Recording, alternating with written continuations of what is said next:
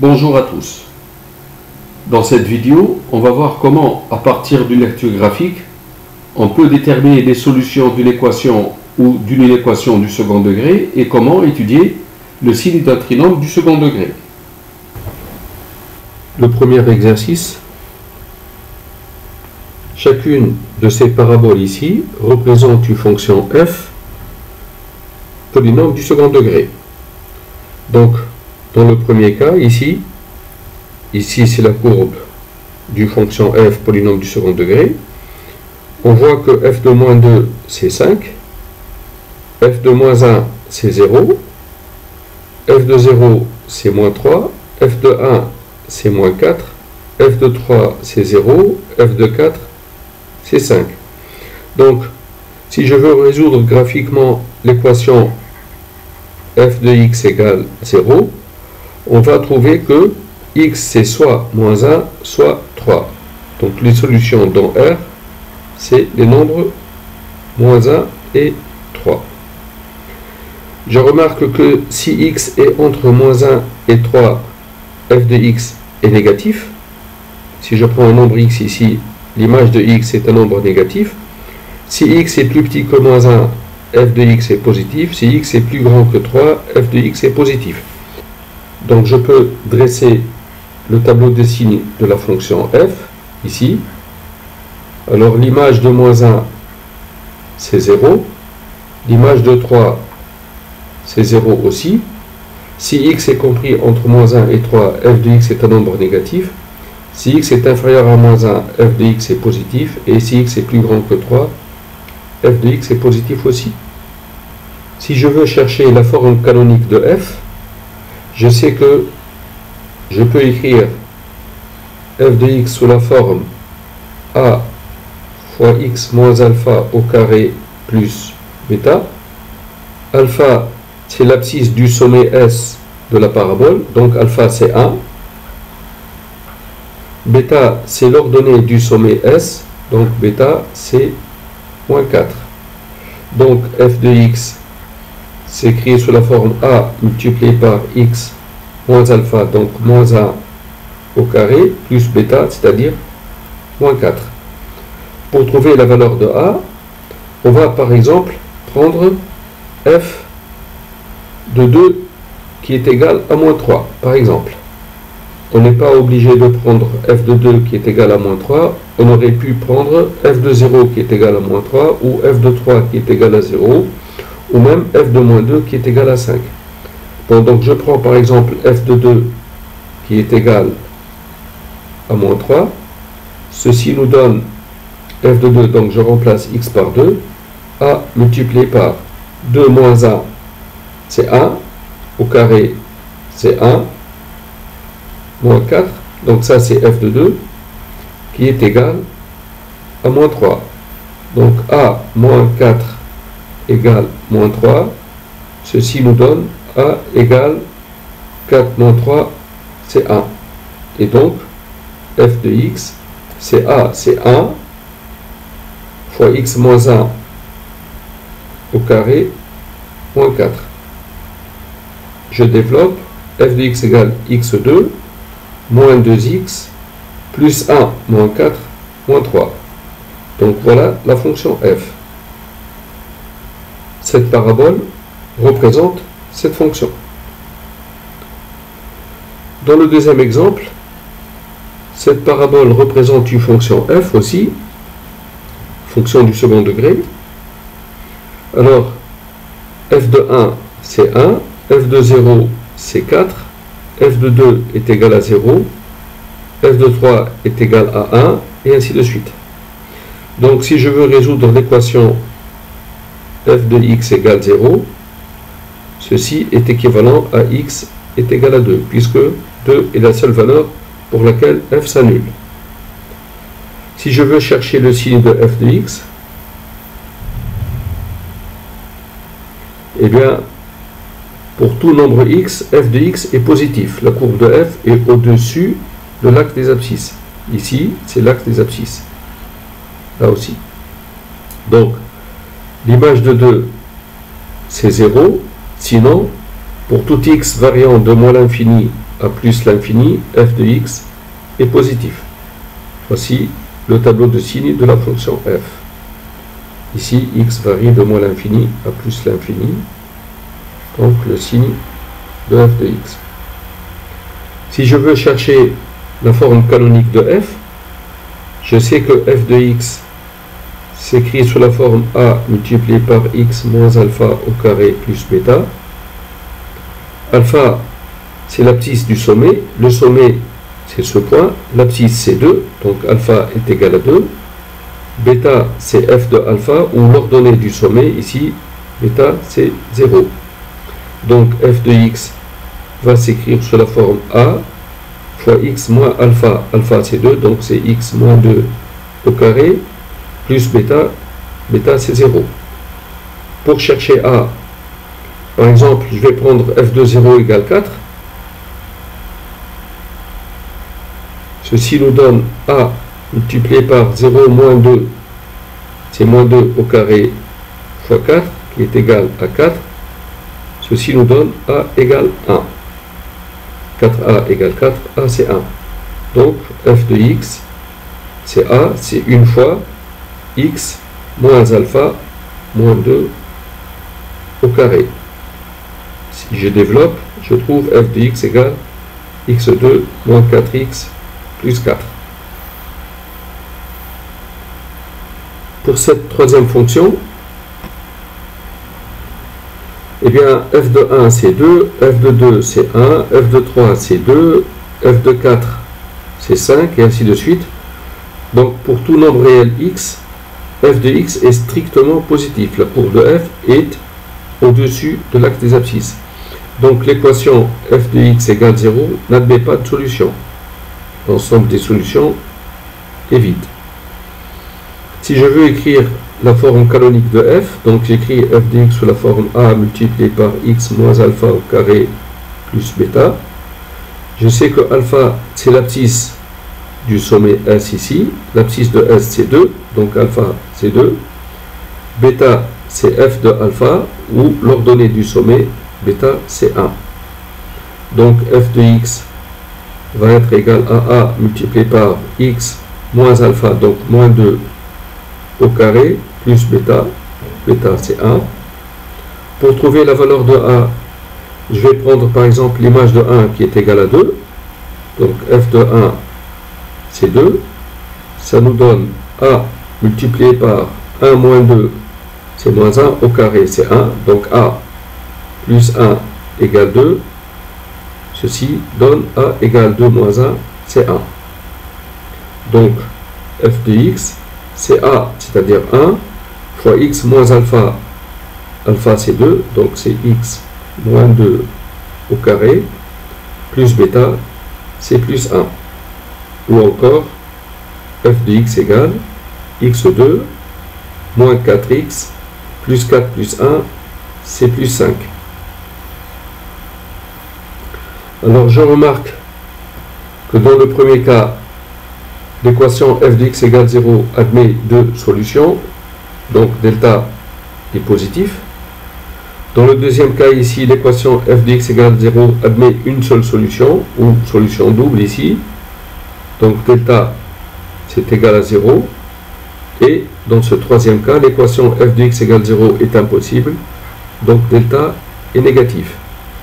Et finalement, si la courbe de f, donc si la parabole coupe l'axe des abscisses en deux points, c'est que l'équation f de x égale 0 admet deux solutions. Les solutions sont les abscisses de ces points-là. Donc, si la parabole coupe l'axe des abscisses en deux points, delta est positif. Donc, ça donne deux solutions. Si la parabole est tangente à l'axe des abscisses, donc touche l'axe des abscisses en un seul point, c'est que l'équation f de x égale 0 admet une seule solution, et donc delta est égal à 0. Si la parabole ne coupe pas l'axe des abscisses, c'est que delta est négatif, et l'équation f de x égale 0 est impossible. Bon, j'ai oublié de le signaler ici, dans ce cas, pour tout x appartenant à R, donc x qui varie de moins l'infini à plus l'infini, f de x, ça c'est la parabole qui représente la fonction f de x est toujours strictement positif. Donc f de x est positif. Ça, c'est le signe de f sur R.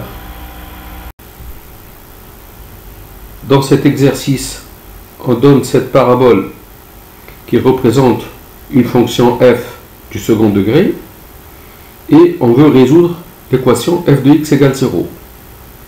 F de x égale 0, ça correspond au point d'intersection de cette parabole avec l'arc des abscisses. Ça va donner ces deux points-là,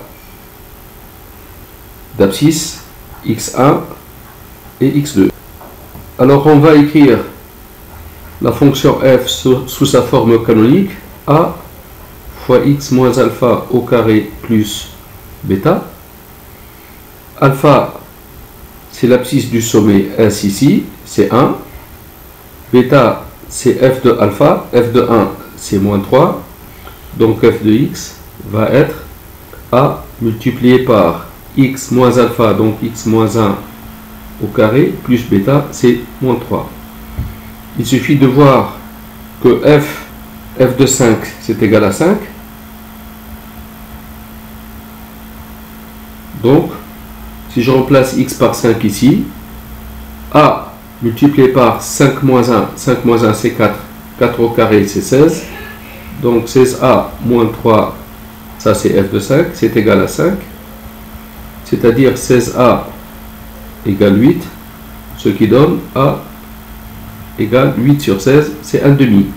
Et f de x égale a, c'est 1 demi, multiplié par x moins 1 au carré, moins 3. Ça, c'est la fonction f. Pour résoudre l'équation f de x égale 0, on a deux moyens. Soit on utilise cette forme-là, c'est 1 demi fois x moins 1 au carré moins 3 qui est égal à 0. Je vais mettre 1 demi en facteur pour obtenir x moins 1 au carré moins 6 égale 0. Donc 1 demi fois 6, c'est 3. Ça donne 1 demi facteur de x moins 1 au carré moins 6, c'est racine de 6 au carré, qui est égal à 0. Et on factorise, on a un produit remarquable ici. C'est 1 demi facteur de x moins 1 moins racine de 6 fois x moins 1 plus racine de 6, qui est égal à 0. Donc, soit cette parenthèse est nulle, ça donne x moins 1 moins racine de 6 qui est égal à 0, ou bien x moins 1 plus racine de 6 qui est égal à 0, et finalement x égale 1 plus racine de 6, ou x égale 1 moins racine de 6.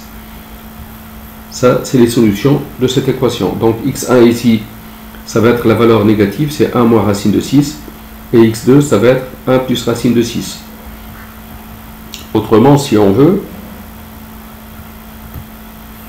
f de x, c'est 1 demi de x moins 1 au carré moins 3. On développe, c'est 1 demi de x2 moins 2x plus 1. X moins 1 au carré, c'est x2 moins 2x plus 1, moins 3. C'est 1 demi de x2.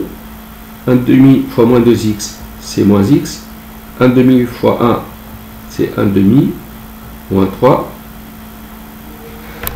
C'est 1 demi de x2 moins x.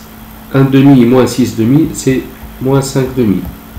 Et donc, l'équation f de x égale 0 est équivalente à 1 demi de x2 moins x moins 5 demi égale 0.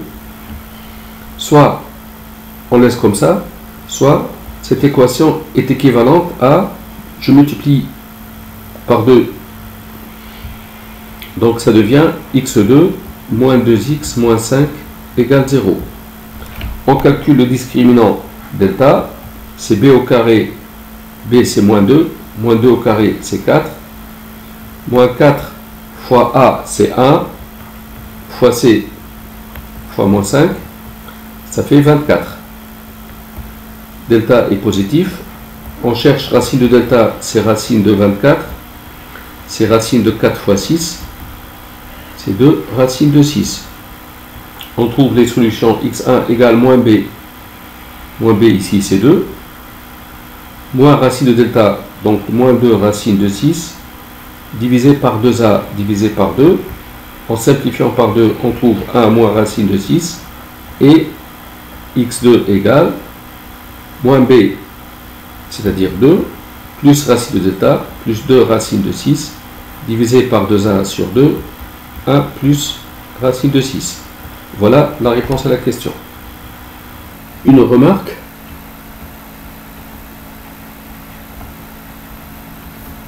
Soit f de x égale ax au carré plus bx plus c avec a différent de 0, une fonction du second degré.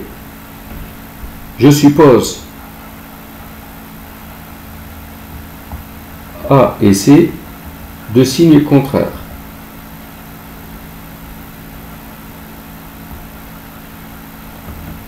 Donc a fois c strictement négatif.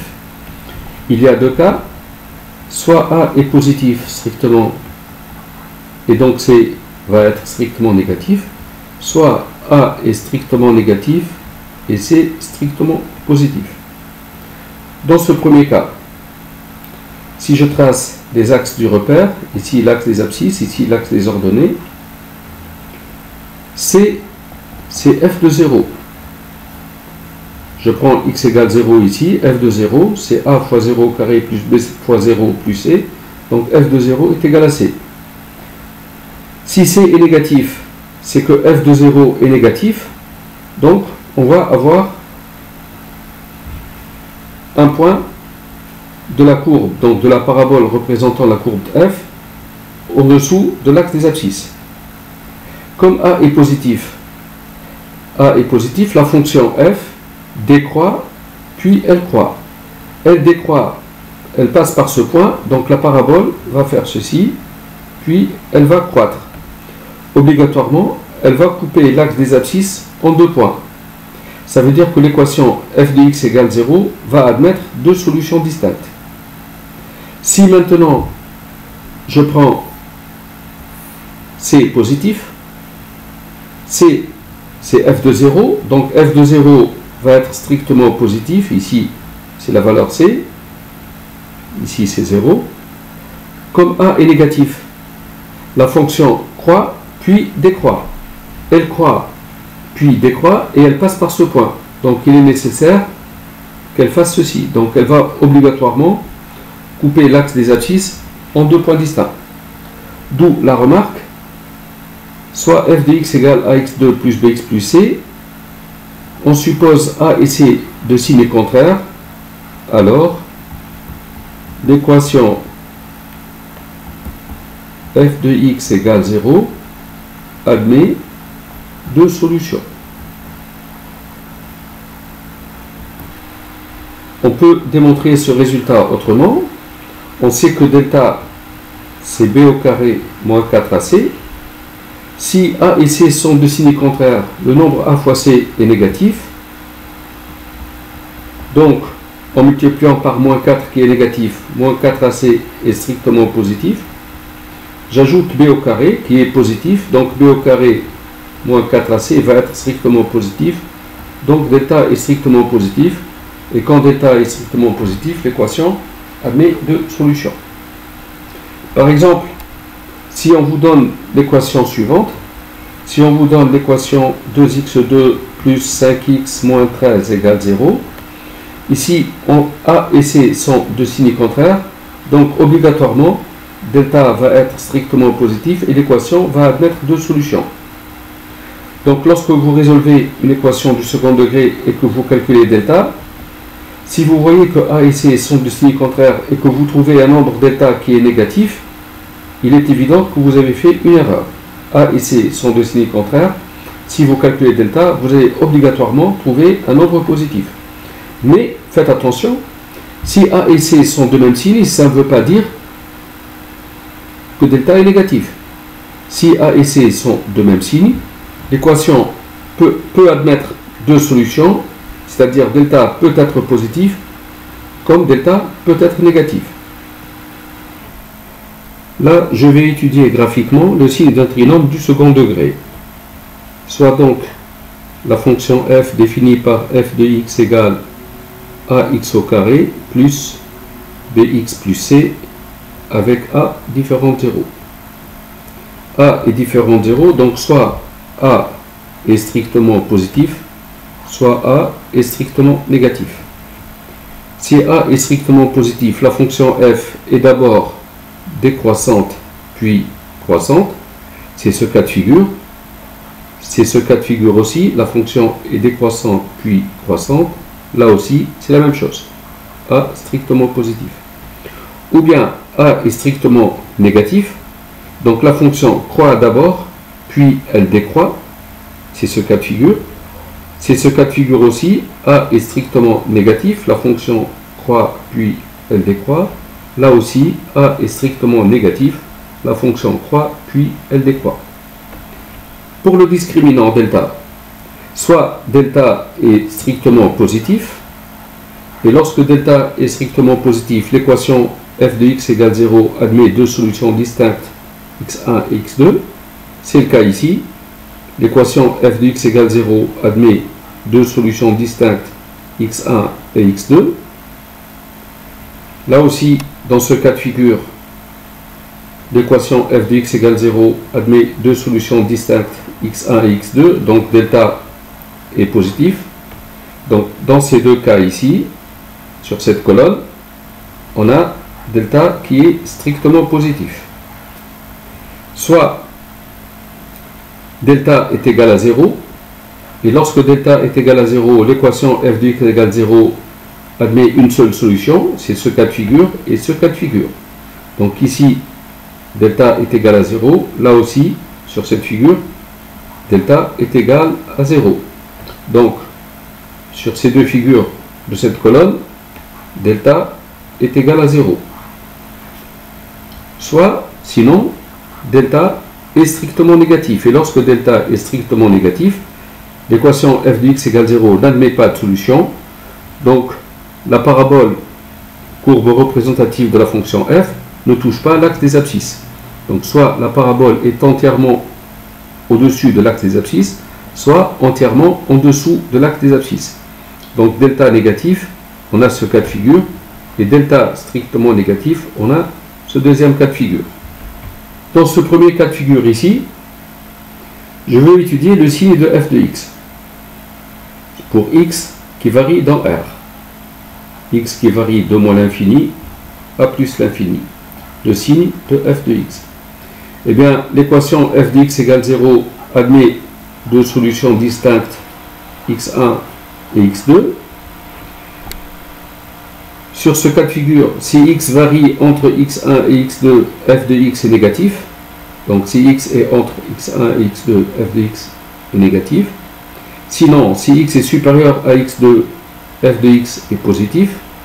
Et si x est inférieur à x1, ici, f de x est positif aussi.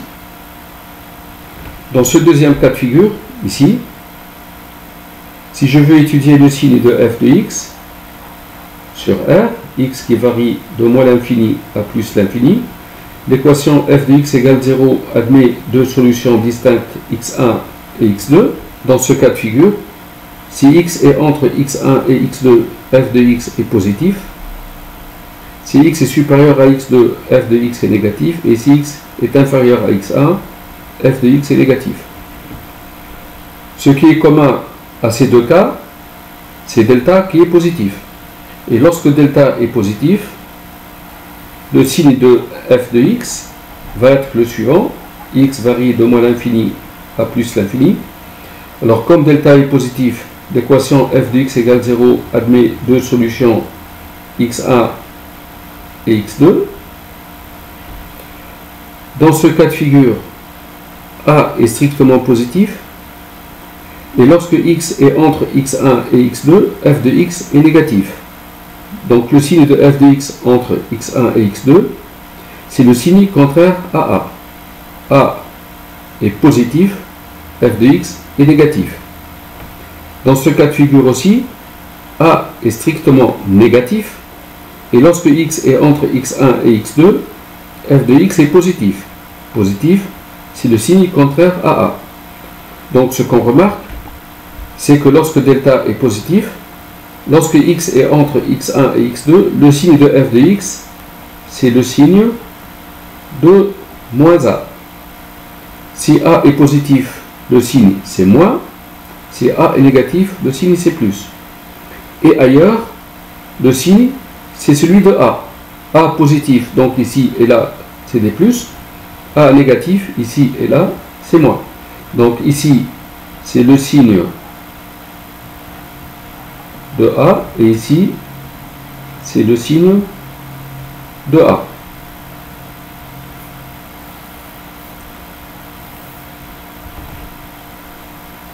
Dans ce cas-là, delta est égal à 0. C'est deux cas de figure. Alors, dans ce cas de figure, si je veux étudier le signe de f de x, l'équation f de x égale 0 admet une seule solution, x1, lorsque x varie de moins l'infini à plus l'infini. Si x égale x1, f de x est égal à 0, sinon f de x est strictement positif. La courbe de f, donc la parabole, est au-dessus de l'axe des abscisses. Donc le signe, c'est plus. Dans ce cas de figure, l'équation f de x égale 0 admet une seule solution x1.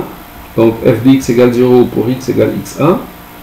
Et si x est distinct de x1, la parabole est en dessous de l'axe des abscisses. Donc pour tout x, f de x est négatif. X varie de moins l'infini à plus l'infini. Donc je constate que dans ces deux cas, f de x, si a est positif, f de x est du signe de a, donc c'est plus. Si a est négatif, f de x est négatif. Donc pour delta égale 0, le signe de f de x, alors f de x égale 0 pour x égale x1, x variant de moins l'infini à plus l'infini. Ici, le signe de f de x, c'est le signe de a, et là aussi, le signe de f de x, c'est le signe de a. Dans le cas où delta est strictement négatif ici, si je veux étudier le signe de f de x, alors en regardant cette colonne, ces deux cas de figure, ici, l'équation f de x égale 0 n'admet aucune solution. La parabole est au-dessus de l'axe des abscisses. L'équation f de x égale 0 est impossible et pour tout x réel, f de x est strictement positif. Et dans ce cas de figure, lorsque x varie de moins l'infini à plus l'infini, la courbe, donc la parabole, est en dessous de l'axe des abscisses. F de x est toujours négatif. Si a est positif, f de x est positif. Si a est négatif, f de x est négatif. Donc lorsque delta est négatif, le signe de f de x, x variant de moins l'infini à plus l'infini, c'est toujours du signe de a. A positif c'est plus, a négatif c'est moins. Donc on retient ces résultats. Soit f de x égale ax2 plus bx plus c avec a différent de 0. Si delta est strictement positif, l'équation f de x égale 0 admet deux solutions distinctes x1 et x2.